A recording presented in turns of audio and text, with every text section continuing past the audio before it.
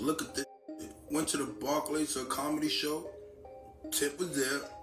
And they violated. Boot out of him. I'm gonna tell you why I say that. I'm gonna give you. I respect that. I'm gonna give you. You see, favorite celebrity, do yourself, do me, and the celebrity a favor. Before you go approach these people, think about what the you gonna say. You understand what I'm saying? I'm gonna tell you what happens. Imagine sit down with a family. Niggas up there in the nosebleed violating. And I see a horrific. Do it. Nah, they violating.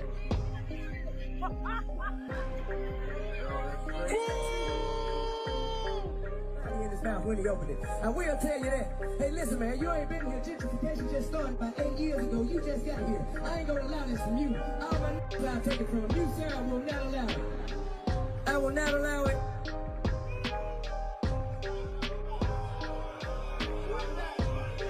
This walks in, caught me. Yo, it's Big Ant, the spokesman, man. Make sure you stay on your pivot at all times. I had to tap in real quick since we're officially 7 days into 2026. But somebody who clearly hasn't taken a single day off from being in the mix is none other than 50 Cent. We all saw how he wrapped up last year, taking shots at everybody on the Let's Rap Body podcast. Before that, there was the Diddy situation. Then there was the Drock situation that preceded it. And around that same time, he was throwing little jabs at Jay-Z. He kicked off the new year by going at Papoose and Claressa Shields. Then recently, he even aimed at BMF. But now he's decided to point his sights at T.I., and that's why he posted the clip you're seeing right here. Now, I'm not exactly sure what's really going on, because a few things are floating around online. People were saying the guy in the clip was talking about Barclays from years ago. But either way, 50 Cent added his own caption. He said, "Oh, I didn't know it was going like this, bro." Then followed it up with, "Why does he think he can do that?" with a laughing emoji. So clearly, 50 was mocking him, clowning him, and having fun with the situation. Now, T.I.'s comedy career has been in the headlines lately. That's because he just dropped a comedy special, and the reactions to it have been mixed. I haven't watched it myself. Some people said they actually enjoyed it and were fans of it. Other people said he bombed and that it wasn't good at all. I don't know. I didn't see it. Either way, your opinion is your opinion when it comes to T.I.'s comedy. But at the end of the day, it's the fans who decide. They're the ones who determine your value in the comedy world. You have to win that crowd over. Now, with T.I., I'll say this. A few years ago, he got booed, and later on, T.I. claimed in an interview that he felt played. He said they finessed him. According to him, they booked him as a comedian at a lower rate, put him on stage to do comedy, while other artists were up there rapping and performing. And an invitation to come do a show in Brooklyn. They said they were gonna pay me $30,000 for 15 minutes. I was doing it very consistently week in, week out. And so, you know, reps is what builds your comedic ability, you know, your instincts and reflexes and whatnot. And it takes time to build that, right? So, let me see, January 12th is when I started.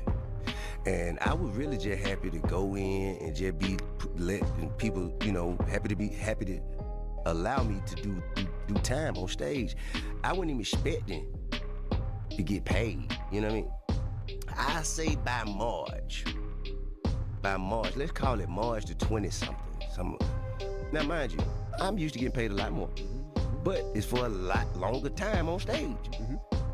30,000 for 15 is pretty commensurate with the amount of time spent for what I do in my day job. I was like, oh, I'm off to a fantastic start.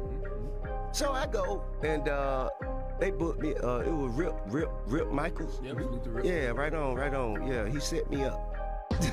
He booked me to come to Brooklyn, to the Barclays, to do comedy on the show where you had Moneybagg Yo, Lil Kim, other rappers. So they say, yeah, here comes T.I. And I come out there, and I'm sure they was expecting music. And here I am telling jokes. Man, they booed the at me. You hear what I'm saying? You hear me? I was DJ. Yeah, you sure were. I was DJ. You were. I forgot about that. So then we had to say we saved the day because we started a record and I'm like T.I. came up to me. I He said, wish you play one would. of my records. Yeah. And I played one, and he said, "Stop that." B." He Ain't said, no "I wish way. a nigga would." I wish I would, but you disrespectful, ungrateful. I'm out of here. They started laughing. Now, I'm not entirely sure what's really going on with all of that. Yeah, T.I. is definitely going through it right now. People are saying this is just what happens. I did see one moment where it looked like T.I. was actually getting better. Even within the comedy world, several comedians have shared their thoughts on T.I. Some of them were basically like, look bro, I remember there was a situation with Godfrey at one point. They had a little tension because T.I. wanted to jump onto a show Godfrey was headlining, and Godfrey was like, nah, this is comedy. You can't just come over here as a rapper and think you're going on stage after me. I'm the headliner. I don't remember every detail exactly, but that was definitely a small issue at the time. And other comedians have echoed similar sentiments. They've said, bro, you're a successful rapper, you make hits, and you're great at what you do in music. But when you step into the comedy world, that resume doesn't transfer. Your skill level as an artist doesn't automatically apply here. You have to build it up. You have to actually get good at it. You've got to brand it and develop it because nobody wants to get booed off a stage. I will say this though, I did see a short clip he posted online, and in that clip it felt like he had improved a little. But I don't know for sure. I haven't seen it live myself, and I didn't watch the comedy special either. No, it was for 50 Cent. He's clearly hunting for moments right now. He hasn't taken a single day off from going after somebody. It honestly looks like this is exactly what he wants to do. People keep expecting 50 to rap again. That's not happening. He's not getting back in the booth. He's not going back into the studio. His mindset is strictly strategic at this point. Everything is calculated. Everything is planned. We've already told y'all how we frame 50 Cent. Capital C's. Curtis and Cent both get capital C's too, because this is the entire blueprint. He wins through controversy, chaos, confusion, conflict, and confrontation. That's how Curtis and Cent stay in the conversation. That's how he keeps the algorithm spinning. And we even added crashing out to that list, because at this point, 50 just doesn't care.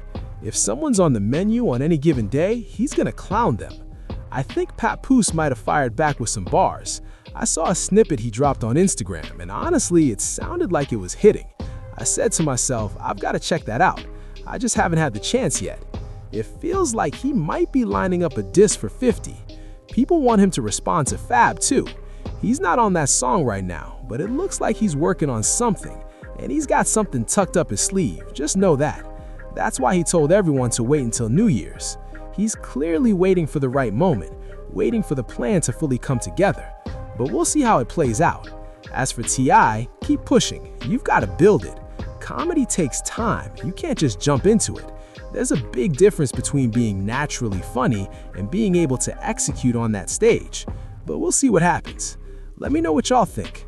We've got more coming, more videos, all of that. 1000% for sure.